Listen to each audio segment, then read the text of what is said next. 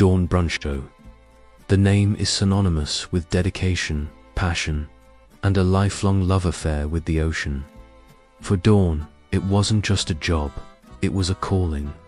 From the moment she first laid eyes on an orca, a spark ignited within her, a fascination that would shape her entire life.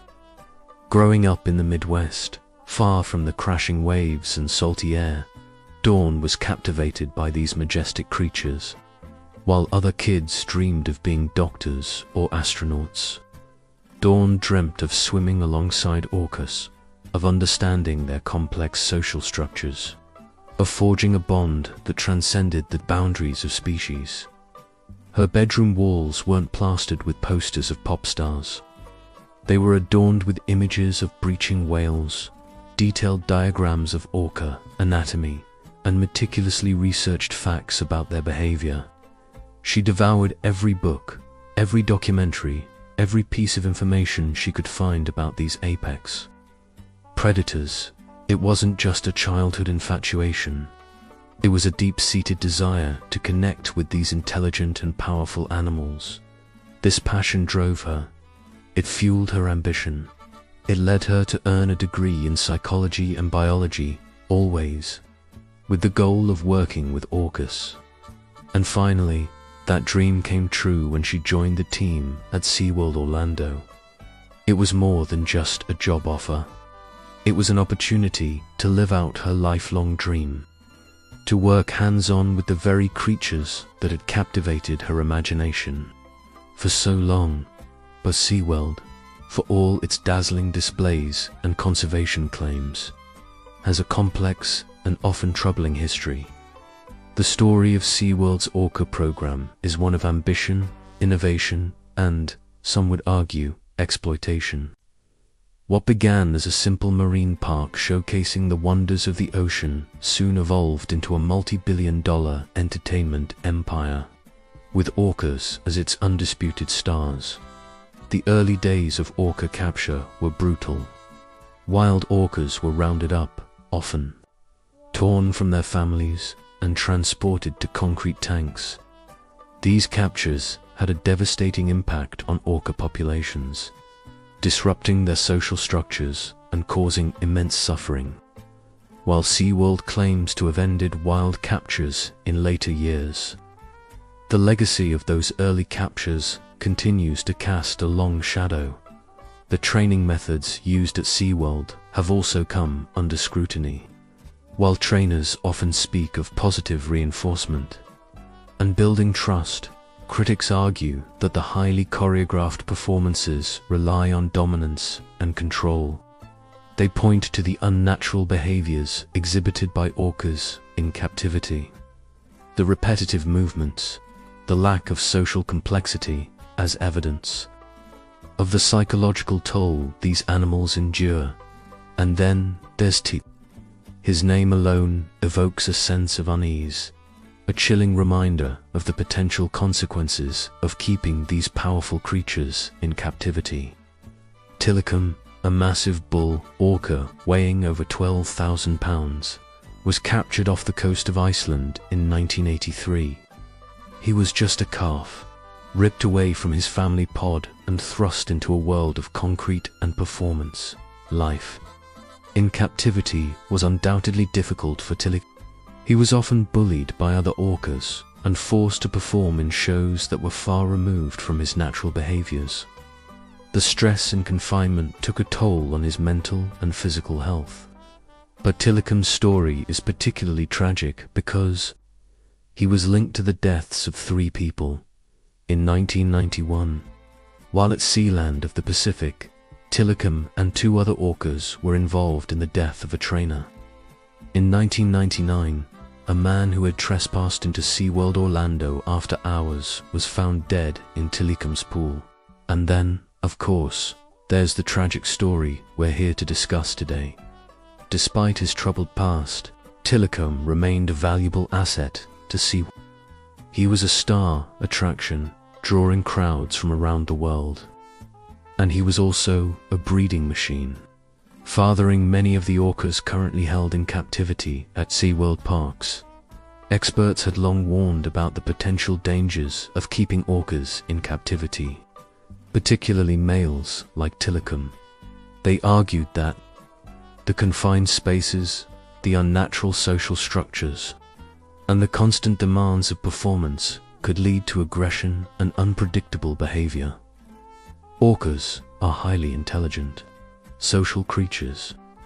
In the wild, they roam vast distances, hunting, playing, and forming complex social bonds with their families. They communicate through a sophisticated system of vocalizations, and they exhibit a range of emotions, including joy, grief, and anger.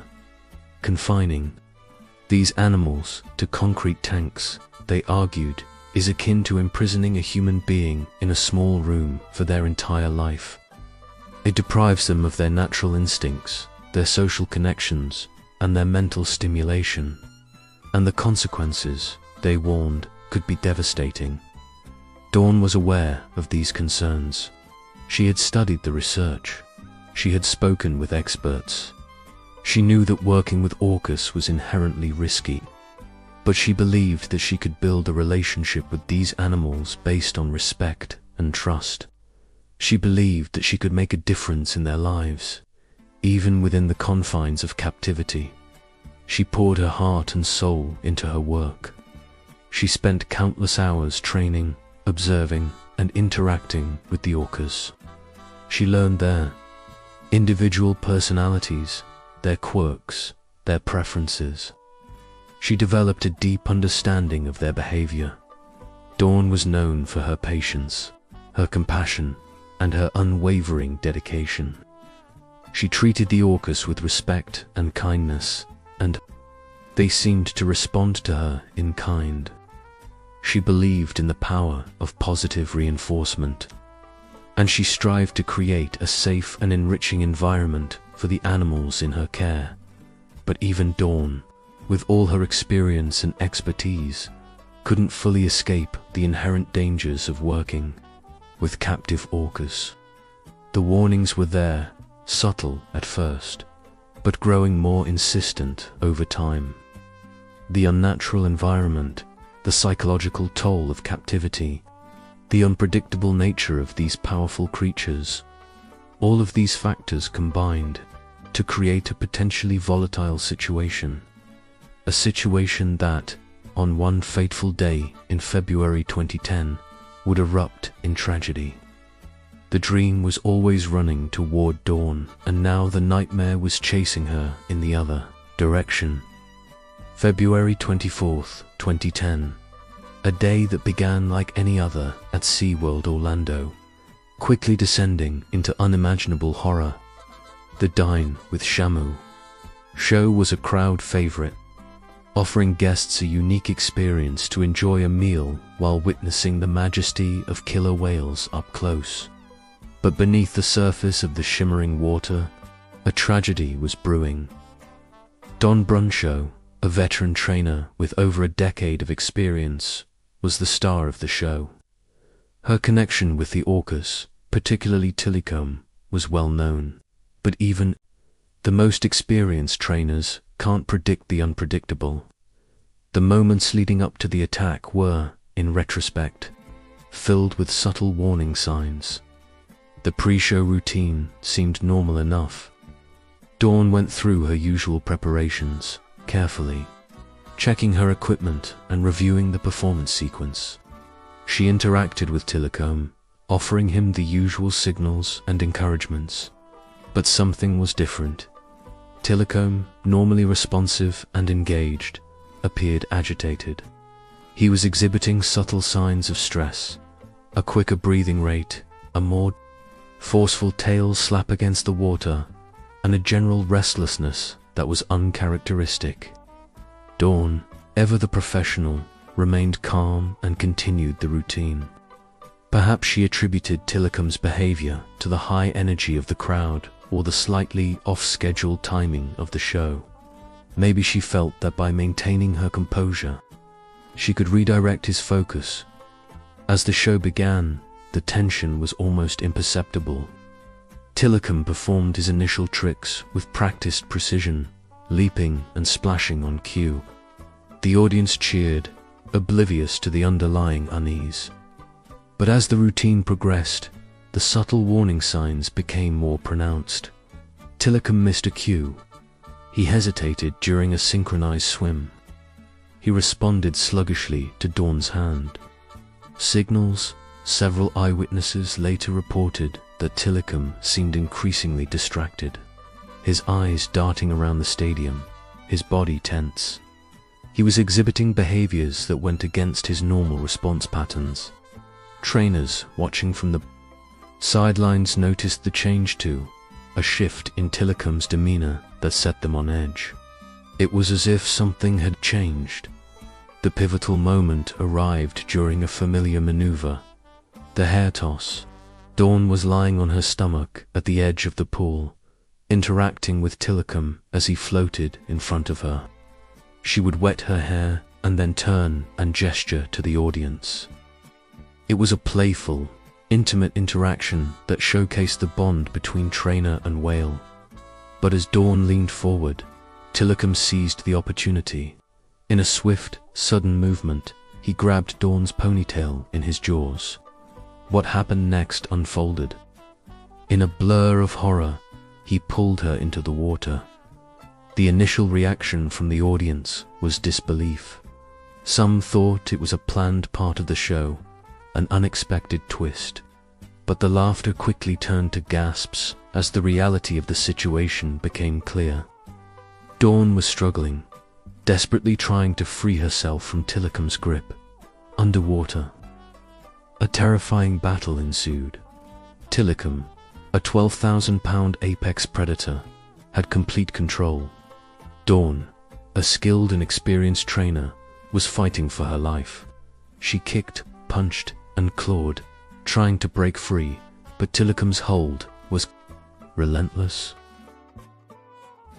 Trainers on the poolside immediately initiated emergency protocols. Shouts pierced the air as they scrambled to deploy safety nets and underwater alarms. But Tilikum ignored the distractions. He held Dawn beneath the surface, thrashing her body. Violently, the water turned red. Witnesses described the unimaginable horror unfolding before their eyes. They saw Tilikum repeatedly submerge Dawn, dragging her deeper and deeper into the pool. They saw him ram her against the walls of the tank, the force of the impact causing her body to contort at unnatural angles. Every agonizing second felt like an eternity. Rescue attempts were hampered by Tilikum's size and power. He seemed determined to keep Dawn submerged, to prevent her from surfacing for air. The scene was chaotic, desperate, and utterly terrifying. Minutes stretched on, each one diminishing the hope of a rescue. Finally, after what seemed like an age, Tilikum released Dawn. Her lifeless body floated to the surface. The silence that followed was deafening. Trainers rushed to pull Dawn from the water, their faces etched with shock and grief. Paramedics immediately began CPR, desperately trying to revive her. But it was too late. Dawn Brancheau was pronounced dead at the scene. The joy and wonder of the dine with Shamu show had been replaced by unspeakable tragedy. The park fell silent. The attack lasted only a few minutes, but the repercussions would be felt for years to come. In those few minutes, a life was lost. A career was ended, and the future of SeaWorld was irrevocably altered. And it all began with a subtle shift, a barely perceptible change in Tilikum's behavior. A warning sign that was tragically overlooked until it was too late. Silence, a heavy, suffocating silence descended on SeaWorld in the wake of Dawn's death. A silence broken only by the hushed whispers of grief, the clicking of cameras, and the relentless churn of the ocean waves that seemed to mock the concrete confines of Tilikum's tank. The question hung in the air, thick and suffocating. How could this have happened? SeaWorld's initial response was carefully calibrated, a mix of grief and reassurance. The park closed temporarily, a gesture of respect, but also a necessary step to contain the crisis. Official statements expressed sorrow, vowed cooperation with investigators, and emphasized the company's commitment to safety. But beneath the carefully crafted words, a storm of internal panic was brewing. The Occupational Safety and Health Administration, or OSHA, descended on SeaWorld like a swarm. Their investigation was meticulous, exhaustive, and, for SeaWorld, deeply unsettling. Every procedure, every policy, every training protocol was scrutinized. They interviewed trainers, reviewed incident reports, and pored over years of archived footage. They looked for failures, oversights, and any evidence of negligence. Adding to the pressure was the release of Dawn Brancheau's autopsy report. The details were graphic, horrifying, and impossible to ignore. The media seized on the information, painting a picture of a brutal attack, a struggle for survival against overwhelming odds. The report detailed the crushing force, the internal injuries, the devastating trauma that ultimately led to her death. It was a stark and brutal reminder of the raw power of these animals and the case-errant risks of interacting with them in captivity. Public outcry reached a fever pitch. Animal rights groups, already vocal critics of SeaWorld, found renewed energy and a global platform. Protests intensified, fueled by the graphic details of Dawn's death and the growing awareness of Tilikum's troubled history. The debate over orca captivity, previously relegated to the fringes of public discourse, moved squarely into the mainstream. The core question: should these magnificent creatures be confined to tanks for human entertainment? The arguments were fierce and passionate. SeaWorld defended its practices, arguing that its parks educated the public, supported conservation efforts, and provided a safe haven for animals that might not survive in the wild. Critics countered that captivity was inherently cruel, that it deprived orcas of their natural environment, social structures, and cognitive stimulation, leading to psychological distress and, in some cases, aggression. The political landscape began to shift. Lawmakers, facing mounting public pressure, introduced legislation aimed at tightening regulations on marine parks. The most significant change came in the form of an OSHA ruling that prohibited SeaWorld trainers from having close contact with orcas during performances. This effectively ended the Shamu shows as they were known, forcing SeaWorld to reevaluate its entire business model. The ruling was a landmark victory for animal rights activists, but it also dealt a significant blow to SeaWorld's bottom line. Attendance declined, revenue plummeted, and the company's stock price took a nosedive. The era of performing orcas was rapidly coming to an end. Amidst the turmoil, Dawn Brancheau's family sought to channel their grief into a positive force.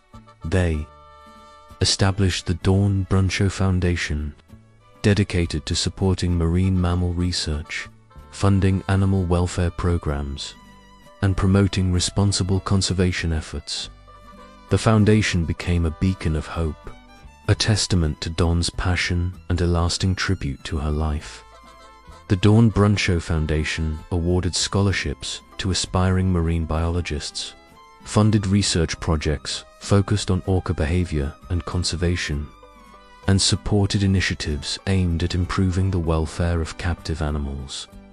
It became a powerful voice for change, advocating for stricter regulations, greater transparency, and a more humane approach to marine park practices. Dawn's legacy extends far beyond the walls of SeaWorld.